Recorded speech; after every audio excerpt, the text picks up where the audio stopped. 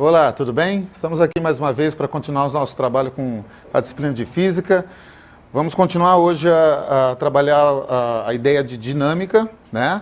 Na aula passada a gente trabalhou os conceitos de leis de Newton, falamos sobre as leis de Newton e nós vamos continuar hoje, só que a gente vai fazer uma aula sobre a lei de Newton dando as aplicações, né? Vamos trabalhar questões que na outra aula ou nas outras aulas a gente não trabalhou tanto, e a gente vai trabalhar a parte de aplicações. Vamos fazer alguns exercícios, vamos ver como que a gente insere a parte teórica dentro de uma situação mais prática, de exercício mesmo, né? Para a gente começar, só fazer uma breve lembrança, né? Acompanha o slide aí. Quando a gente fala em lei de Newton, a gente fala dinâmica, quando a gente fala dinâmica, a gente fala lei de Newton. Então, não tem como discernir, separar uma coisa da outra. Quando a gente fala de dinâmica, a base são as leis de Newton. Então, saber bem as leis de Newton vão formar vamos dizer assim, esse processo de uma maneira mais tranquila, para a gente aplicar o conceito teórico dentro de um fenômeno, de uma situação prática, né? De modo que a gente consiga, a partir daí, analisar as situações de uma maneira mais tranquila. Certo? Bom, para a gente começar, de fato, fazer uma lembrança rápida da última aula, que a gente, na última aula a gente trabalhou as leis de Newton, as três. E a gente vai começar aqui com a primeira lei, fazer uma lembrança rápida. O que é a primeira lei de Newton que a gente conhece como lei da inércia, né? Acompanhando ali, lei da inércia diz que um ponto material isolado está em repouso ou em movimento retilíneo uniforme, ou seja, a força resultante é zero. É aquela situação de que se você está em movimento, e sobre você agem várias forças, mas essas forças estão se anulando, ou seja, a resultante sobre o corpo é zero, né? Como a gente, na aula de vetores, a gente viu como a gente faz essa ideia de força resultante. Se essa força resultante for zero, o corpo tem duas possibilidades. Ou ele está parado, ou ele está num movimento retilíneo uniforme, ou seja, ele tem velocidade constante. Então, nessas nossas primeiras análises, as primeiras questões que a gente vai analisar, a gente vai basear as nossas respostas em cima desse conceito. Primeira lei de Newton. Depois a gente vai fazer algumas questões a partir da terceira lei, né?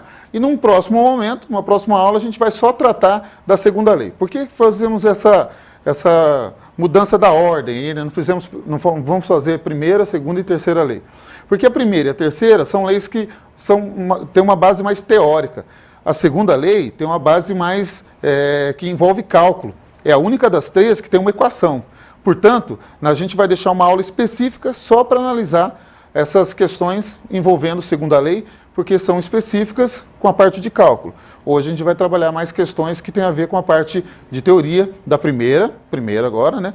E depois a terceira, certo? O primeiro exemplo que a gente vai trabalhar, né, é uma questão que tem uma ideia baseada numa situação que a gente conhece, chuva, né? Então acompanha o texto ali, fala assim: utilizando uma sequência fotográfica, podemos verificar que uma gota de chuva nas proximidades do solo, num dia sem vento, tem trajetória vertical e percorre espaços iguais em tempos iguais. Durante a queda, agem sobre a gota duas forças: o peso, que é aquela com que a terra atrai o corpo, e a resistência do ar, que é a força que o ar exerce sobre a gota e que dificulta seu movimento. Dando sequência aí, são feitas três afirmações relacionadas à situação descrita. Primeira afirmação: a velocidade da gota é constante. Segunda, a resultante das forças que agem sobre a gota é vertical e para baixo. E a terceira, a resultante das forças que agem sobre a gota é nula. Então ele pede para a gente analisar as três afirmações, né? E vamos ver aí quais das três, ou qual das três, né, está correta. Se você olhar aqui no nosso visual, né, aqui a gente tem uma ilustração do que está acontecendo na situação, né? A situação diz que uma determinada gota da chuva, quando ela desce, ela cai num dia sem chuva, porque daí a gente não trabalha lateralidade, né? A gente trabalha só a verticalidade. Nessa situação que a gota cai, dada pela questão, a gota tem duas forças aplicadas, e depois a gente vai ter um momento que a gente vai especificar as forças, os tipos de força, vamos explicar melhor o que é uma força-peso ou resistência do ar, como aparece aqui. Essas duas forças estão aplicadas sobre a gota. a gota desce e esse movimento de descendente é dado pela velocidade. Então a velocidade nesse aspecto aqui vai dizer para onde o corpo está se movimentando. Essa é a função da velocidade. Portanto, nesse caso aqui, a questão diz, essas duas forças estão aplicadas sobre a gota e a velocidade com que o corpo se movimenta é dado por esse vetor indicando a descendência. Tem um momento do texto da questão que tem uma informação muito importante que a gente tem que se atentar para justamente dar a base para que a gente possa resolver a questão de forma adequada. Presta atenção aí. Num pedaço do texto, ele diz assim, que a gota percorre espaços iguais em tempos iguais. O que isso significa, né? Quando a gente trabalhou os conceitos da cinemática, e um detalhe, trabalhar dinâmica não quer dizer que você não tenha que, em algum momento, pensar nos conceitos cinemáticos. As duas coisas caminham junto porque as duas são a base da mecânica. E a mecânica é a análise de movimento. E aí, para analisar o movimento, a gente precisa dessas duas partes para poder fazer o conjunto mais adequado. Nessa situação, voltando à ideia, ele fala, a gota percorre espaços iguais em tempos iguais. Isso lá na cinemática compreende o que a gente chama de movimento uniforme, onde a velocidade é constante. Percorre espaços iguais em tempos iguais. Acompanha aqui no visual, que daí a gente faz esse complemento, né? Nessa situação, o corpo executa um MRU, esse MRU significa velocidade constante, e todo corpo que tem velocidade constante não tem aceleração, e, portanto, a resultante é igual a zero. É o que acontece na especificação da primeira lei de Newton. Um corpo não tem aceleração, tem velocidade constante, a resultante é nula.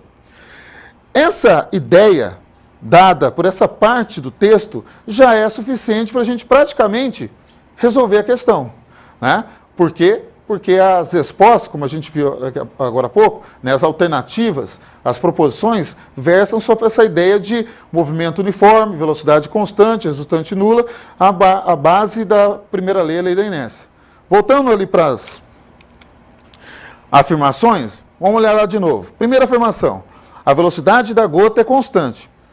A gente acabou de analisar, né, pela situação de que a gota percorre espaços iguais e tempos iguais, isso significa velocidade constante, o item fala sobre isso, o isso está correto.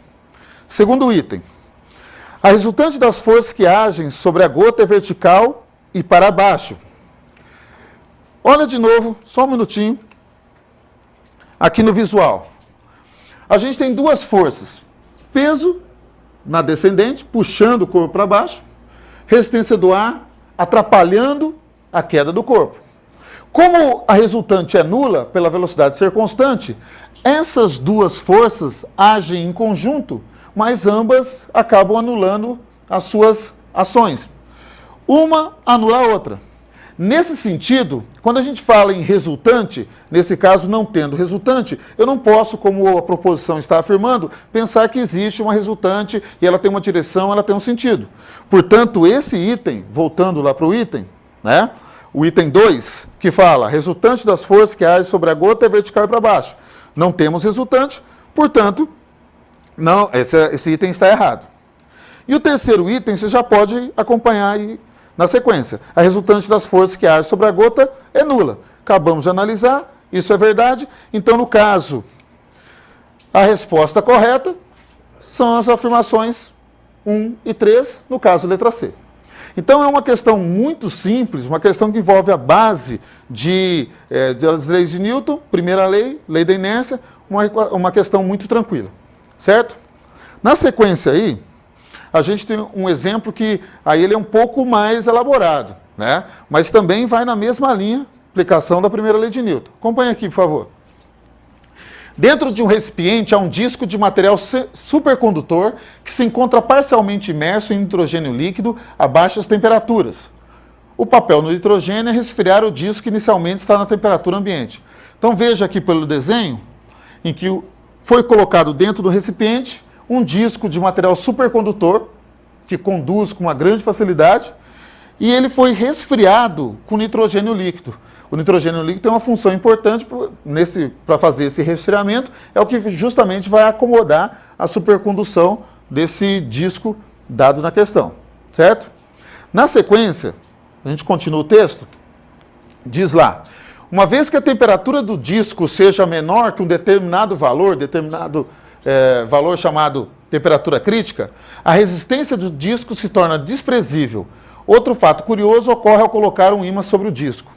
Então, aqui a gente já vai explicando a ideia da questão. Ele diz que é necessário resfriar para justamente aparecer essa supercondução do material. E ele coloca a situação interessante que vem a partir daí. Que se você colocar próximo desse supercondutor um ímã, nessa situação que ele oferece, ele tem essa supercondutância, vai aparecer uma ação de uma força magnética. Então, olha lá, nessa situação, devido à ação da força magnética, o ímã flutua sobre o disco conforme a figura ilustra. Então, em função da supercondução do material, o ímã, naquele caso, recebe uma força magnética e ele fica suspenso no ar. Agora, o interessante da questão é isso. Acompanha no slide. Veja que, caso a temperatura do disco seja maior que a crítica, ele não aplica força magnética no ímã, fazendo com que o ímã deixe de flutuar, caindo.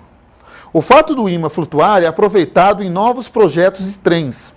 A ideia é que, uma vez que o trem flutue, é muito mais fácil mantê-lo em movimento, gerando economia de combustível. Essa economia de combustível é devido ao fato de, com o trem flutuando, 2 pontos. Então, ele vai colocar nas alternativas ali situações que vão tentar explicar a facilidade que existe para a movimentação do trem nessa situação de que ele está flutuando. E vai tentar fazer essa explicação a partir da primeira lei de Newton, a lei da inércia. Lembrando, primeira lei de Newton, lei da inércia, resultante é nula, velocidade constante, o corpo executa um MRU. Vamos fazer o acompanhamento de item por item e vamos fazer essa análise e ver qual que é a resposta mais adequada para a situação. Primeira resposta ali, a letra A. A resultante para manter o trem em movimento seja muito maior. Ou seja, a letra A está dizendo que, para que o trem flutue, tem que ter uma resultante que tenha um valor maior em função dessa supercondução. Então a gente vê que isso aí está errado, porque nesse caso, se ele vai ter facilidade de se movimentar, geralmente a gente vai ter uma situação de inércia, e nessa situação de inércia, não tendo gasto de energia, não vai ter resultante. E ele coloca uma situação de resultante tendo aumentado, e não é o caso. Essa, então, alternativa errada. Letra B. Uma vez em movimento, a velocidade do trem tende a aumentar, pois ao desligar os motores, a resultante é nula. Bom, analisa a primeira parte do texto. Fala assim, ó, uma vez em movimento, a velocidade do trem tende a aumentar. E na segunda parte, ele fala em resultante nula. Se a resultante é nula, velocidade é constante, não temos aceleração. Não tendo aceleração, não tem como ter resultante, porque resultante e aceleração estão interligados. Para que um corpo tenha aceleração, a resultante não pode ser nula, porque então, senão ele vai ter velocidade constante e não ter aceleração. Então, nessa situação, que também está errada, ele junta a ideia de resultante nula com aumento de velocidade, com aceleração. Isso não acontece, porque uma coisa não corrobora a outra, ok? Letra C. Uma vez em movimento, a força para manter a velocidade do trem constante é de pequena intensidade, pois sua existência é apenas para compensar a resistência do ar. Olha o detalhe aí. Se ele já está em movimento e vai manter esse movimento, e não tendo a resistência com o trilho, porque na verdade não existe trilho, a única resistência que é possível de atrapalhar o movimento do trem é a própria resistência do ar. Então tem que existir, conforme o item, uma pequena força resultante para que vá contra essa resistência do ar, que também não é grande. Então, nessa situação, como tem uma resistência do ar, tem que ter uma força resultante que vá compensar essa resistência do ar, aí o movimento acontece com velocidade constante, porque a resistência do ar vai ser anulada pela força resultante dada pelo motor, né, pela propulsão do trem.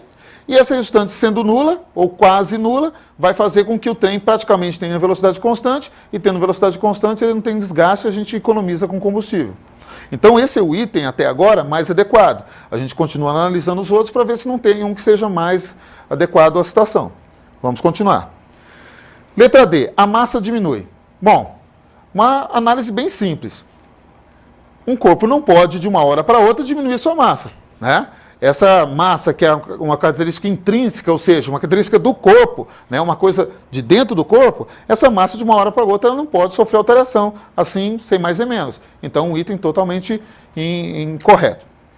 E o último item, o campo gravitacional deixa de existir, facilitando o movimento. O que é campo gravitacional? A gente depois ainda vai analisar melhor esse termo, mas campo gravitacional é a relação do peso, que tem a ver com peso. É a sua ação do G, a aceleração da gravidade. E não é só porque o trem está em movimento, influenciado ali pela ação da força magnética, pela ação da supercondução, que ele vai, vamos dizer assim, desligar a gravidade, né? Ou a ação da força gravitacional. Então não tem nada a ver também outro item incorreto. Então o item que melhor se adapta ou que explica melhor a situação é a letra C, que a gente repete. Uma vez em movimento, a força para manter a velocidade do trem constante é de pequena intensidade, pois sua existência é apenas para compensar a resistência do ar. Bom, na sequência agora, a gente vai analisar algumas situações que têm a ver com a terceira lei, né? Lembra que eu falei, a gente vai analisar situações mais teóricas de primeira e terceira lei. E a terceira lei, acompanhando aqui no visual, para a gente fazer uma lembrança, né? Toda vez que um corpo A exerce uma força F num corpo B, este também exerce em A uma força F, tal que essas forças, dois pontos, elas têm a mesma intensidade, o módulo, têm a mesma direção e têm sentidos opostos. Um detalhe, esses três itens que eu coloquei nesse slide aqui, são os que comumente as pessoas sabem bem, né? Que ação e reação é uma força que a gente chama de ação, tem uma reação que tem mesma intensidade, mesma direção, só que sentidos contrários. Eu aplico uma força no corpo, o corpo me devolve aquela mesma força. Essa ideia muita gente sabe. O grande problema é que, às vezes, as pessoas não sabem dois detalhes muito importantes e esses detalhes, às vezes, fazem diferença numa análise de uma situação, que são esses dois do próximo slide aí, ó. Quando a gente trata de ação e reação, a ação e a reação, veja bem aqui, ó, tem mesma natureza. E eu coloquei para reforçar que essa mesma natureza significa mesmo nome. Ou seja, quando a ação é um peso, a reação também é um peso. Quando a ação é uma normal, a reação é uma normal. Então, quando a gente trabalhar no próximo aula os tipos de força, vai ficar mais claro o que é um peso, o que é uma normal, o que é uma tração, mas veja, para cada ação existe uma reação e a ação e reação elas têm a mesma natureza e essa natureza é ter o mesmo nome, tá certo? Então, se eu tenho uma ação, um peso, a reação também é um peso, tá? E o último item aqui que também é muito importante é que tanto a ação como a reação não podem se equilibrar. O que significa isso? Se anular. Eu aplico a ação num corpo e recebo daquele corpo a reação. Como a ação está aplicada num corpo e a reação em outro, não tem como elas se anularem. Então essa é uma ideia que às vezes as pessoas justificativa de uma situação dizendo que a ação e reação se anulam e elas não podem se anular porque elas estão aplicadas em corpos diferentes. Certo? Então uma lembrança, porque isso aí vai aparecer em questões e essa é uma análise importante da gente fazer. Acompanhe o próximo exemplo aí. Um satélite em órbita ao redor da Terra é atraído pelo nosso planeta. E como reação, a terceira lei de Newton atrai a Terra. A figura que representa corretamente esse par ação e reação é... Aí, vem para cá. A gente vai analisar item por item, né? E, para fazer essa análise, a gente vai contar com a situação de lembrar de vetores da outra aula. Lembra que, quando a gente trabalha com dinâmica, é muito fácil a gente fazer associação com a análise de forças. E a gente está tratando aqui, força-peso, normal, tração, e a gente vai esmiuçar mais essas ideias. Agora, para representar uma força, a gente precisa de um vetor, que é uma setinha com uma ponta e tal, para a gente fazer a representação. A ação e reação, baseado no que a gente acabou de ver, tem que ser representado por setas que têm mesmo tamanho, a intensidade, mesma direção horizontal, vertical ou diagonal, só que sentidos contrários. Tem que estar aplicados em corpos diferentes e não se anulam. Quando você olha os itens da questão aqui, você percebe que a gente tem aqui o planeta Terra, a Lua, e em cada um dos corpos, a gente tem a aplicação de uma setinha mostrando o vetor força aplicado. Veja que nessa primeira ilustração aqui, a gente tem uma coisa que as pessoas pensam muito, que em função dos tamanhos diferentes entre Terra e Lua, os tamanhos das setas também, representativos das forças que agem entre os dois, tem que ser diferentes também. E a terceira lei de Newton não, dizem que eles têm que ter mesma intensidade, mesmo tamanho. Então, nesse caso, aqui a leitura que a gente faz é que a força que a Lua faz na Terra seria maior que a Terra faz na Lua. Tá certo? Isso não é verdade. Na segunda situação, é o contrário. A força que a Terra aplica na Lua seria maior do que a Lua aplica na Terra. Essa é uma resposta que muita gente marca. Porque pensa assim, ó, pô, a Lua é pequenininha, a Terra é grandona. Então quem aplica maior força em quem aí é a Terra aplicando força na Lua, porque a Terra é muito maior. E na verdade está errado. Essa associação às vezes parece com ímãs. Às vezes a questão coloca um ímã pequeno, um ímã grande, e pergunta, onde que a força é maior? Quem aplica maior força em quem? Na verdade, ninguém aplica maior força em ninguém, porque as forças são idênticas, tá certo? O que vai acontecer com a força aplicada em cada um desses corpos é que é diferente, porque nenhum dos corpos precisa responder à ação de uma força da mesma maneira. A gente olha a letra C aqui e a gente praticamente mata a questão. Por quê? Porque você verifica, pela análise que a gente já fez, que os dois vetores aqui, eles têm o mesmo tamanhozinho, sentidos contrários e a mesma direção, a mesma linha de aplicação. Então, letra C aqui é a correta. Mas só para a gente fechar a ideia, as últimas duas letras muito erradas, muito mais do que as outras A e B, porque elas apresentam só um vetor ou aplicado na Lua ou aplicado na Terra. Não existe ação sem reação. E é isso que está mostrando na letra D e na E. Na letra A e B, só para a gente fechar, tem valores de forças diferentes, e os valores têm que ser iguais, mesma intensidade, mesmo tamanho de vetor aplicado. Então, letra C, para a gente só confirmar, né? Acompanhe aí, letra C, resposta correta. Mais um exemplo, para a gente reforçar a ideia de terceira lei, uma situação que é bastante comum quando a gente trabalha a análise de terceira lei. Olha só. Quando você caminha, por exemplo, quando você nada, a terceira lei está presente. Você caminha aplicando uma força no chão e o chão devolvendo em você. Você nada empurrando a água para trás e a água te empurra para frente para você poder se movimentar. Então a ação e reação ela é fundamental em tudo. Tudo existe ação e reação, né? Uma força aplicada e uma força devolvida em você. Olha só o que está acontecendo na sugestão da questão aqui. Quando uma pessoa corre, as forças aplicadas nela e no chão podem ser assim representadas. Então, olha só. Aqui eu tenho força 1 e força 2. Uma força que a Terra, o chão, o planeta aplica na pessoa que está correndo. E a devolução dessa força da pessoa no planeta. Vê que elas têm a mesma direção horizontal, têm a mesma intensidade, apesar de que talvez possa não parecer no vídeo, mas eles têm o mesmo tamanho, as duas setinhas. Só que tem sentidos contrários, par, ação e reação. Uma força está aplicada no planeta e outra força está aplicada na pessoa que corre. Acompanhando o texto, ele fala, devido à ação da força F1, a pessoa, segundo a figura, vai andar para a esquerda. Entretanto, a força F2, que é aplicada na Terra, não causa nenhuma alteração no seu movimento. Presta atenção que isso aí é uma coisa aparentemente meio sem lógica, né? Você aplica uma força na Terra, a Terra aplica uma força em você. Você consegue se movimentar para frente, mas você não vê a Terra se movimentando para trás. É porque a gente tem que entender que o seu tamanho, a resposta que você tem à ação da força, não precisa ser a mesma resposta em relação à Terra. Porque o tamanho da Terra é muito maior. A gente não nota o que acontece com ela do mesmo jeito que a gente nota o que acontece com a gente. Ou seja, a resposta que um corpo tem, a ação de uma força, não precisa ser igual ao que acontece com outro corpo, da ação e reação. Só para fechar um exemplo bem característico disso. Você, por exemplo, vê uma luta de boxe, né? Um lutador dá um soco no adversário, às vezes machuca o adversário. E com a mão de quem deu o soco, não acontece nada. Você, mas as forças não são iguais? Sim, mas a resposta, o resultado da ação da força não precisa ser idêntico nos dois corpos, certo?